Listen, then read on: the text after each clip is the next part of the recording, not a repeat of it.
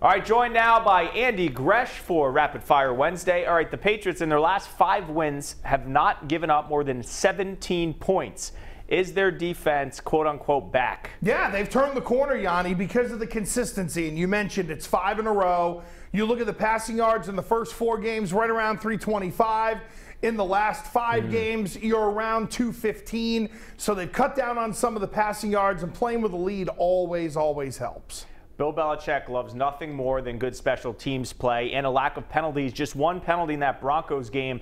As we get into these cold weather months, special teams, penalties, the little things. Why is that so important? Because Belichick has ingrained it into his football team, and that's what separates teams when they get mentally tired. You look at the Patriots, they don't get mentally tired. For the most part, they do all the little things they need to do to win. Coming up this weekend on New England Nation, I've got a couple of plays to really highlight that. Little things like Brandon Cooks cheating back in motion to buy himself some real estate. The way they handled the pass rushers and threw a bunch of different things at them. They're really good at layering game plans and making sure other players don't know what's coming to hit them. We'll get into this more tomorrow night, but what have you seen from the Oakland Raiders this year? Why haven't they dictated or replicated their success from a year ago? Well, they're not as good defensively, and to me, they have the best defensive player in the league, who of course is again another great pass rusher, Khalil Mack, the kid from the University of Buffalo. He really gets after it. He is a force to be reckoned with. But after that, the defense isn't as good. They have run the ball more, and it just seems like there's a disconnect in the passing game. Some of that is because of the O-line, Yianni. Some of it is because Derek Carr got hurt. Right. Nothing they can really do about that.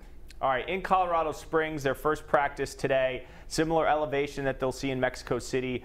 What are they going to get out of these practices at the Air Force Academy? Well, I think it's just worrying about practice. You know, you go back to the hotel, you can communicate with your family. It's a time for them to maybe not necessarily come together, but to really hone in and focus on the work that needs to be done. And let's make no mistake about it. Don't think Bill Belichick isn't really pushing or burning the midnight oil and having these guys maybe do a little bit of extra stuff, as I mentioned, in terms of layering, whether it's the offense or the defense, learning little things that they're going to unveil later in the year that maybe aren't necessarily specific to the Raiders' game plan. We're going to get you a Bills Mafia question. As predicted by you, their annual downfall. And then news today, they're benching Tyrod Taylor for Nathan Peterman. Right. It's Jay Peterman's son, first of all, from Seinfeld. So you know that he's probably from Myanmar or Burma. It'll always be Burma to me. But, Yianni, it's like New Year's Eve, tax day, the 4th of July, and the Bills tanking it. And now they're being complicit in their own demise by turning to Peterman. I guess Newman wasn't available. The European carry-all, Joe Mayo's car. Yeah, what was Elaine's hat? Elaine's rat hat? No, her where she's like walking in the rain and she's like, I have my, oh God, it's not coming to me.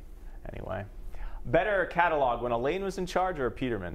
Oh, Elaine, definitely. Yeah. You kidding me? That was a ton of fun watching her write the catalog.